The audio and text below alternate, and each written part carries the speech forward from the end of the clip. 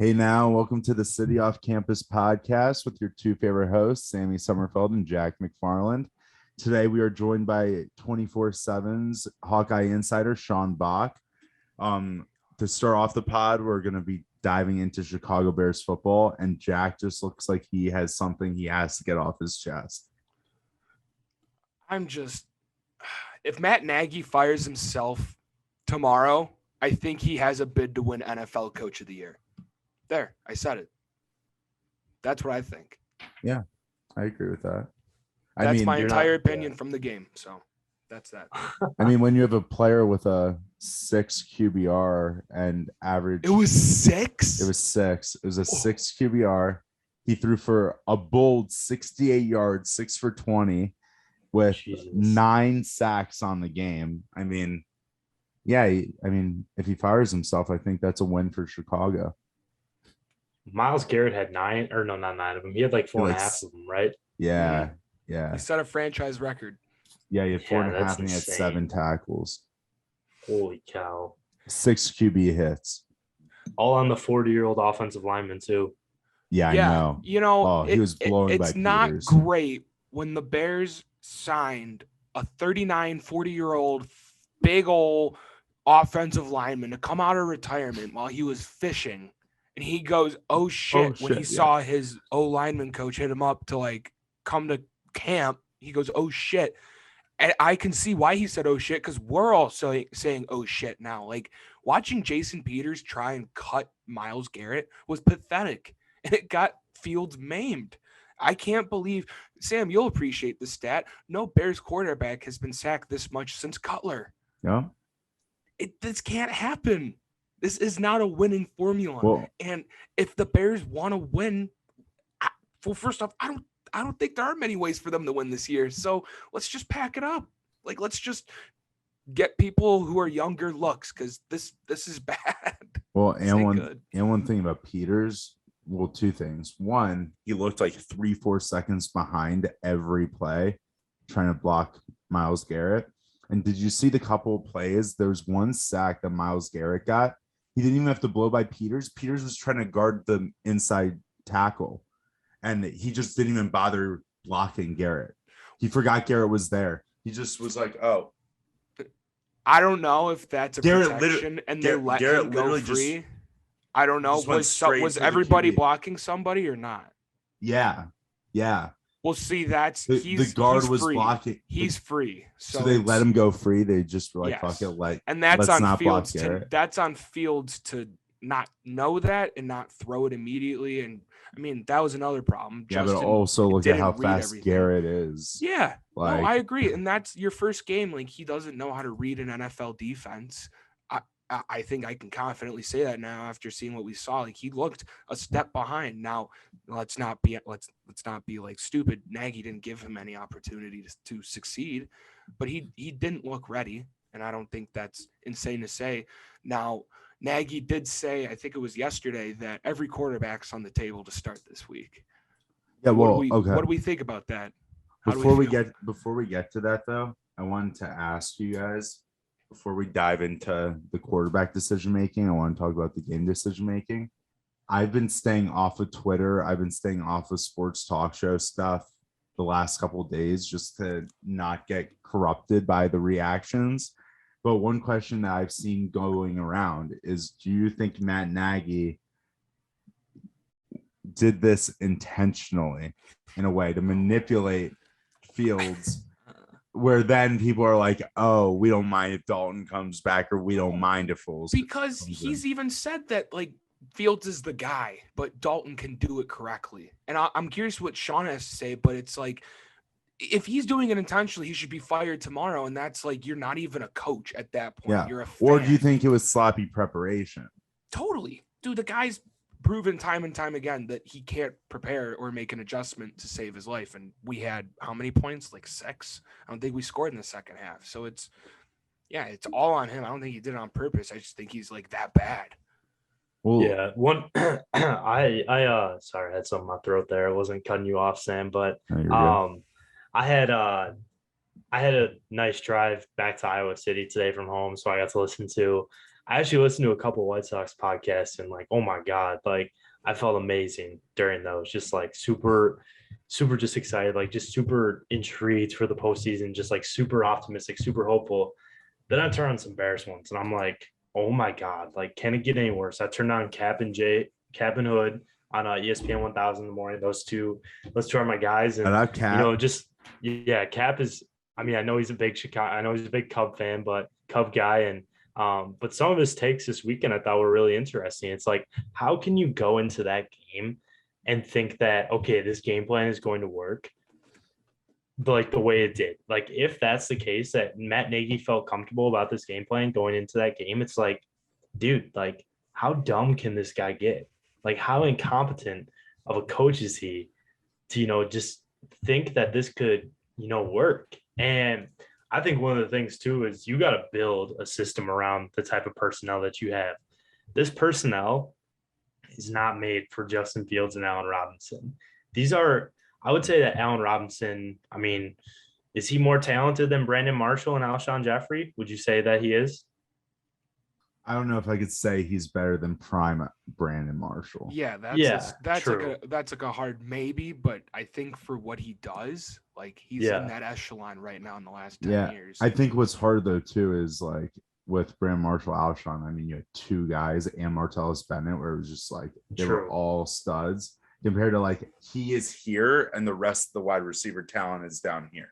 So the hope is that Darnell Mooney could have been, that second. Right. I mean, obviously he was really good last year. The one to be the Tyreek Hill of the Bears. Yeah, exactly. And, the tight ends, no one really knows what, Cole Kmet has kind of been, he's had his moments, but frustrating at times to say the least. And, that whole tight end situation as well. But just to see the type of talent that the Bears had, I know the offensive line, like you have to have, competent offensive linemen to make any type of system work. But you'd think with the talent of Justin Fields and Allen Robinson that they could work something out. Now, I'm not saying that, it all lies on them because the offensive line was awful. But, there's just got to be something. Even David Montgomery, too. He's Bears' best running back since Matt Forte. And, even like a guy like Thomas Jones, too. Like Matt Forte is obviously probably the Bears' best running back of the 21st century. I mean, I don't think anyone else could argue with me on that. But, he's got talent on the field, but it's just like, what do you do with it? Like, you don't know what you're doing with it. And it just looks out of sorts. And it just looks, I don't know. It's just hard to watch. And, we're used to watching like pretty bad offensive teams and pretty ugly football, going back to Trestman, going back, even Lovie Smith at times, but that defense was so good that like, it didn't really matter at times, but we're so used to it. But just this game just felt like a whole nother level of just bad. And, that's a dangerous like level to be at, especially when you don't know, like it's as bad as it could get, but how quickly is it going to get at least like just viable and just at least like something that, you can hang your hat on. I don't know. So I have two questions, but I want to drop a stat before I ask the questions. Our punter, Pat O'Donnell, put up 397 yards in the Browns game. So for Pat, shout out Pat, he averaged 56 yards a punt. Good for you. You had a great game. We don't want to see more of you out there. So we hope that's enough punting for the next 2-3 games.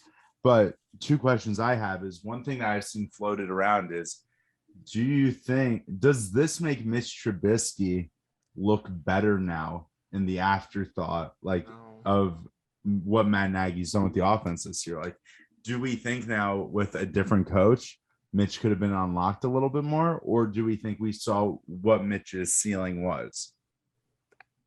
I'll go first and just say, dude, Mitch ain't good. Like, he is what he is. You gotta he threw one pass for the Bills this week. He threw one pass.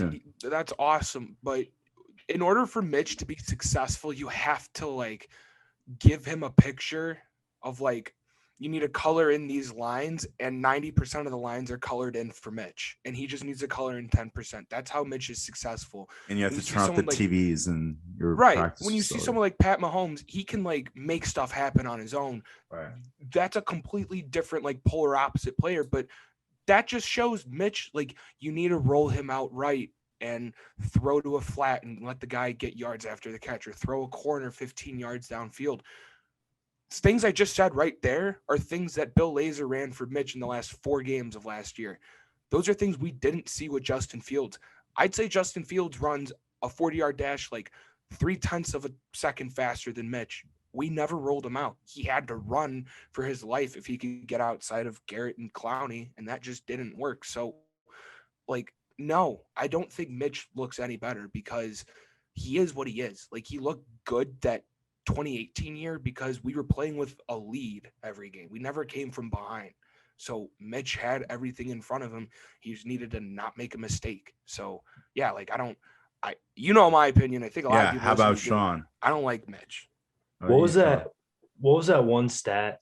Or no, it wasn't a stat. It was a quote. Didn't Myles Garrett say, like, we were surprised of how the Bears use Justin Fields? Yeah, they said we were surprised of how they used him, and then we were even more surprised that they didn't change how they used him.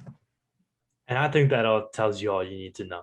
Now, I'm not one. I would say I was optimistic about Mitch last year just because, you know, you want to have that optimism and you just like want to feel good going into a season. And like, I think last year is when I really started to realize too of just how bad it was with Nagy.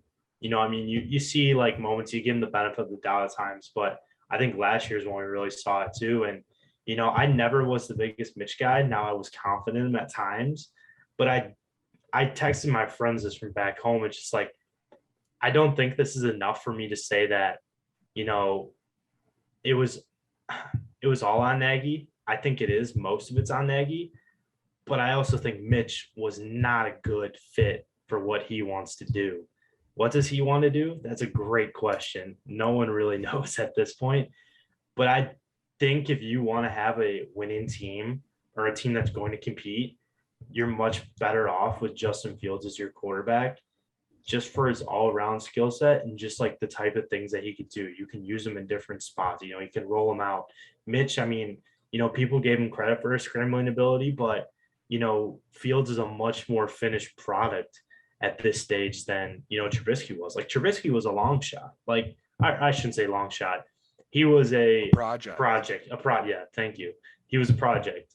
And Fields, like, I wouldn't say he's a finished product, but his floor and his ceiling are so much higher than that of Trubisky just by watching his college film. Like, you see what he did in the college football playoff last year. Like, and that was with, like, you know, not even his full rib capacity or whatever he broke or whatever it was. And just to see like how they misused him in that first game. And, you know, I unfortunately, like I said earlier, I listened to a lot of the podcasts and, you know, the radio shows, and it's just like, I just don't know how it can get better at this point. I mean, I hope it can get better. It should get better, but it's just like, I have no faith in Nagy anymore after this game. Like, I don't want to say this is the final straw, but I'm getting down to like maybe 2 or 3. Well, and you know, that's where sorry to cut you off. I think this game is the final straw against the Lions because every Bears fan for the last 4 years, we've always chalked this game up as Mitch can beat the Lions, and we always beat the Lions. Now there's no Matt Patricia, there's no Matt Stafford, there's a whole new regime, and this team's like actually like they care, they've bought into that culture, and it's like, well, who's to say they don't just bust the Bears' ass because. And they're an 0-3 Lions team, so they're ready to win. Right, they're due. Yeah. And I don't think they're as bad as an 0-3 team, you know? Oh, they almost if I had to rank them, they're the best 0-3 team. They almost beat the Niners and Ravens, and then they lost to the Packers. They could have easily been. That's fine. Like you can. I still can't believe they lost to the Ravens too. Right. Yeah. And the Ravens, I mean, still, they're in that game. They have a chance. They lose to the greatest field goal kick of all time. Yeah. That's the most Lions way that it goes. And they are due. And if the Bears come out and drop an egg, like this has to be that final straw. It's not like the Lions are some world beaters. People have shown how you can beat them in some way the last 3 weeks. If the Bears don't look at that formula and say, okay, this is how we do it, I don't know what else we need. Seriously. Like it's got to be over at that point. So I'm going back I'm to. not. Go Oh ahead. no, I was just gonna say one more point. And I'm not big on firing coaches like mid-year Me because neither. I hate rebuilding and I hate just starting from square one. I mean, Jack, we've had to witness it with the White Sox over the last few years, and it's been fun at times, but it's just absolutely painful in other moments because if I had to go back to what was it? I mean, 2008 was the last time or obviously last year made the playoffs, but before 2020, 2008 was the last time we made the playoffs. If I had to live those 12 years again, or maybe like the 10, 11 that were just like, what are we doing here? Like, I understand, there's optimism, there's guys in the farm system and stuff. But I mean, it's like you don't have that in the NFL. Like, you have guys that are on your team, you can get rookies, but it's like, how many Patrick Mahomes type players are coming around? And, how are the Bears ever going to have a quarterback that, can change the face of a franchise? I mean, who's the best quarterback in Bears history? Jim McMahon? Sammy Baugh. Jay Cutler. Yeah, I mean, Jay Cutler. I think Seriously. Jay Cutler, I hate to say it, Jay Cutler was probably the most talented. He was by far the most talented. The only in this era, I mean, the one who's really the GOAT is what's his name now? Sid Luckman. Sid Luckman's by far the greatest in accolades, but Jay Cutler is really the GOAT. And I've said that. I've been on the Jay train since 2009, and now people are hopping on the Jay bandwagon. Just saying, it's been documented. Jack knows it. Jack's been hearing about it since day one. So just saying, now people are coming full circle, which I love to see, but it's a copycat league. I have one last thing that kind of what Sean just said. It spiked a really good thought of mine. You say the NFL, they don't have like the farm system like the MLB. You have players on the team that need to contribute right now. There's one guy that was the topic of a lot of conversations this offseason, Jimmy Graham. He's making a lot of money, right? So I decided, hey, shit, let's look at how many snaps Jimmy Graham played this week. Let's do a game. How many snaps do you guys think Jimmy Graham played this week? 12. Sean? 10. I'm not going to go far from Sam. 7. Ooh. 7. I was going to say 6, but I thought that was lowballing. That's horrible. That's horrible for someone that you're paying a lot of money to. And we're just not going to play him. Granted, well, Pace is rewarding Graham for the Saints years. That red zone guy, and we never do get in the red zone. That is a fact. But why are we keeping him if we should have known that this is going to be hard? Like, we aren't going to be good this year. I didn't think we were going to be great. I've been pessimistic all offseason about this year, and it sucks because we have Jimmy Graham getting paid a king's ransom to play 7. I could go play 7 snaps of tight end for the Bears. I even tweeted I could come out of retirement and play tackle for the Bears. I sure could. Better than Peters. Nah, dude, Peters says you be. No way, dude. Myles Garrett would eat you. No way. Jack would run. He'd run out of Soldier Field. I hate when people say that they could. No way. No Jack. idea. No way. No idea. No way. No way. No idea. I heard you talking to Travis the other day. Illinois Wesleyan, or what was the other one? St. Xavier. Where did Peters go? Central Arkansas, and he was a tight end. Dang. He kind of looks like the It kind of looks like Mark Henry from the WWE. So, that's always been my thought. So going back to Jack's question, I have 2 questions to pose, I think, before we should wrap up the Bears talk to calm everyone down a bit. One is Jack's question: who starts next week? Fields, Foles, Dalton. I'm saying my pick real quick, and then I want to give you guys the other question too to piggyback off of it. I have Fields just because once you throw that guy in the fire, you got to keep him in. You can't be pulling him. But then the other thing is, who would you rather want operate the Bears offense at this point? Matt Nagy or Brian Ferentz? I mean, at least there'd be some efficiency if it was Brian Ferentz. I was about to say, I think we know what to expect with him. Yeah. No one knows what Nagy wants to do. I agree with that wholeheartedly. Like, I think Brian Ferentz would actually make this Bears offense watchable. And that's hard to say, man. That's hard. Well, if you would have said this after maybe, I don't know, the Kent State game. I think it would have been a closer answer, but I think after that Colorado State game, I think the clear answer is Brian. God, that's a good question, though, man. Yeah, if you asked me that like 2 weeks ago, I don't know. Yeah, that would have been toughy, but definitely Brian. And I have to swallow my own tongue to say that. And before we dive into more Iowa football, who do you guys have as starting QB next week?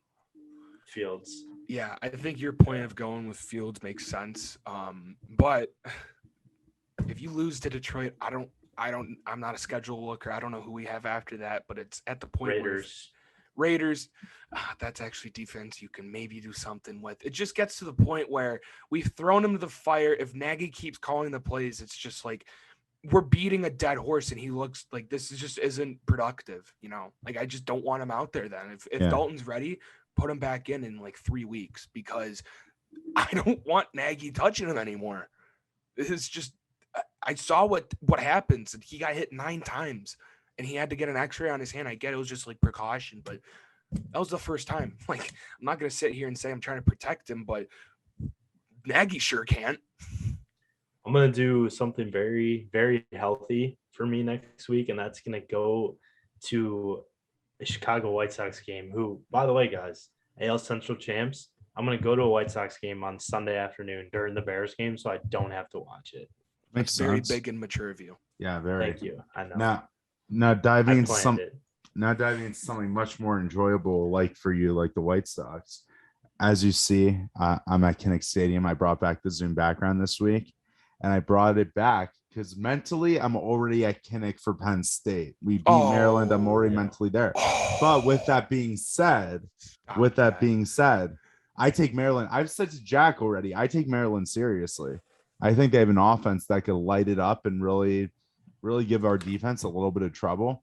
My guy Deshaun Jones, 239 wide out, who's bound for the NFL right now. They have a wide receiver. Did he pay you for this fucking ad read? Jesus. No, but dude, guys support the local guys. You know what I mean? But we, they have 2 really talented wide receivers to go up against our defensive backs. They have a quarterback who's been making a little bit of noise in the Big Ten now. And this is a big game for Maryland, because if they win this game, they're going to probably climb up to their highest ranking in nearly 2 decades. So this is a game they want to win. It's a home game for them. It's probably going to be their biggest game of the year in terms of where they're at right now, and they're undefeated. And here we are where, I think a lot of the guys, they're trying to stay focused, but this Penn State game's too exciting not to think ahead to.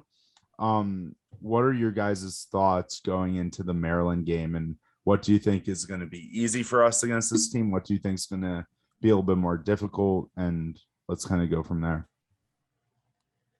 John, you're the guest, please. Oh, okay. I thought Jack, you were the guy going first during the pod, so I was going to give it to you, but yeah, I mean, Sam, I think you hit on the head with, all the Penn State talk, because I mean, that's what's on the mind right now. I mean, you look back last year, I thought the Minnesota game, obviously it's Minnesota, there's some tension between the two, Iowa and Minnesota. You saw it at the end of the game last year with Kirk calling all the timeouts and everything. And, just 2 different programs in terms of hype and just just going about your business. And, I'm not saying that Maryland's on the hype, but, it's just 2 teams that are an opponent that, it's easy to overlook, because what do we associate with Maryland? We associate basketball. We don't associate, 4 or 5-star talents on the football field. And that's what this Maryland team has.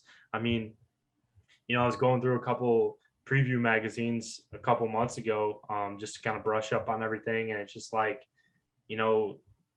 Maryland, they can recruit really well. Loxley does a really good job, has good relationships with guys when he was over at Alabama. Yep. And, now he's got some of those guys on this roster. I mean, Tua's brother, Talia, being one of them. And, Raheem Jarrett's a really talented player.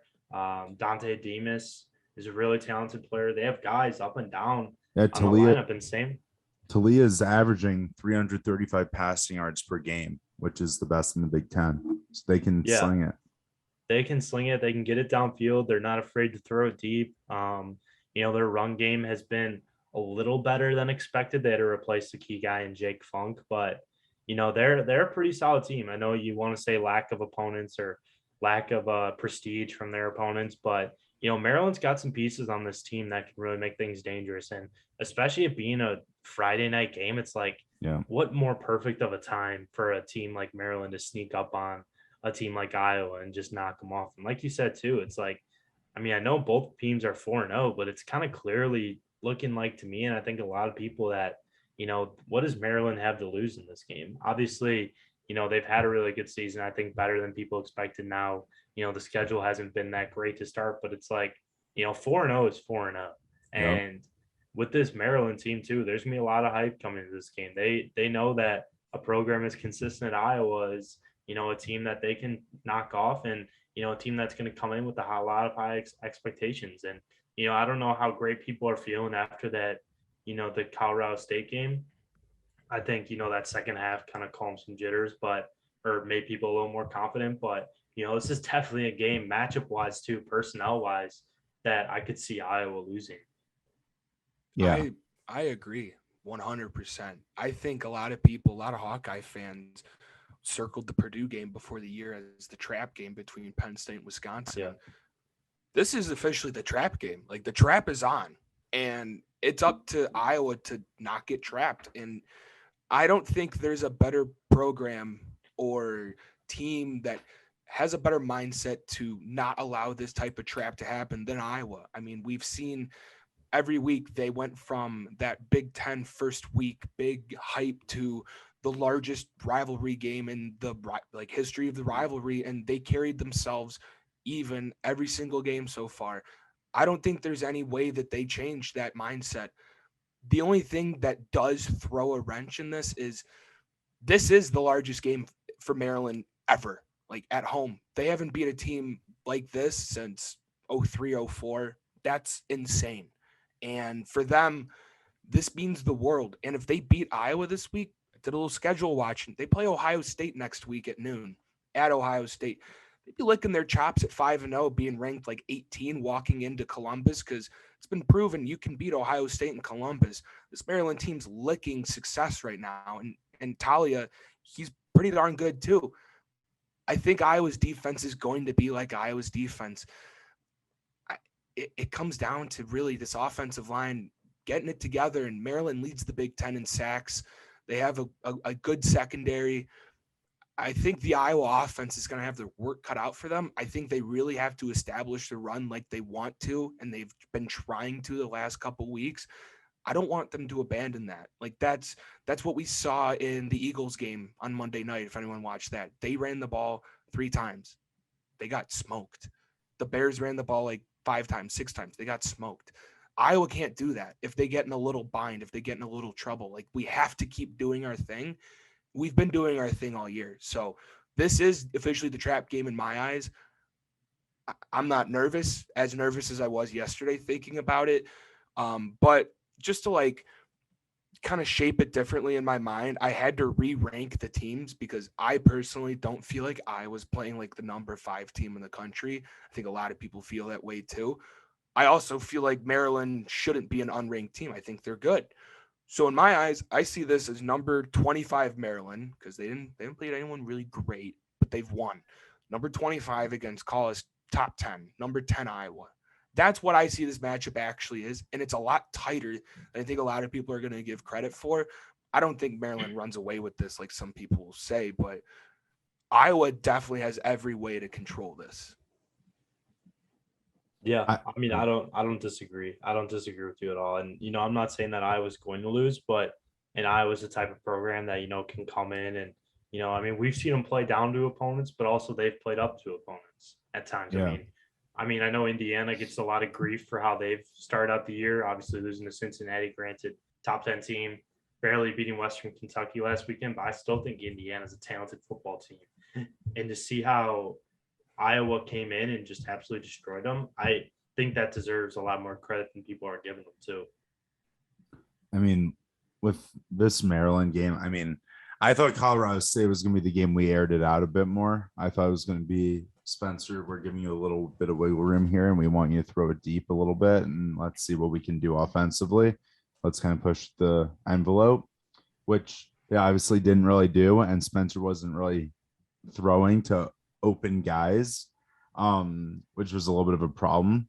But I kind of see this as the game too, where they established the run game, but when the opportunities to really throw the ball are there, I think they're going to take them because this game has so much on the line for Iowa, especially with going with Penn State ahead. Like they need to do everything they can to at least stay at 5. Like that's kind of the goal right now, is just stay where we're at and keep doing what we're doing. And then I think Penn State going into that game, it's going to be like, okay, if we were able to push our game plan a little bit more with the pass game, now we're going to keep Penn State on their toes a little bit. And that's kind of what I hope this team does going into that game, because I don't want them to just expect, oh, it's going to Laporta, short 5-yard throw. Spencer's going to get blitzed a little bit. He'll be so shaken up, he throws in the dirt like he does every 2 drives, at least one time a drive. Like I'm hoping that we can get the run game going where Goodson feels hot and he's kind of pumped up. And then, I think one of the keys is giving Tyrone Tracy the ball more. I just think that's one of the things we really need to do, because Iowa was desperate to give him the ball, that they literally did, a little run play for Tyrone to get a touchdown. But like, that's the only thing he's done all year for us. So I really hope we open up the pass game.